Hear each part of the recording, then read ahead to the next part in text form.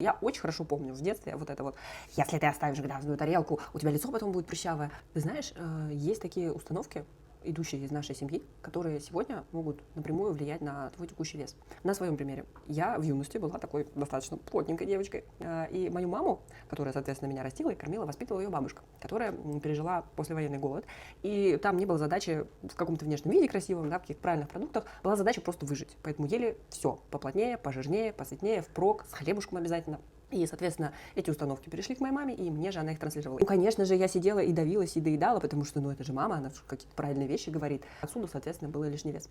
Сегодня, слава богу, у нас с вами продукты есть все в доступе, любые. И у нас нет потребности в какой-то особенно калорийной пище, потому что, у нас нет какого-то тяжелого физического труда. И нормально, если ты не доедаешь. Нормально, если тебе невкусно, ты не будешь это есть.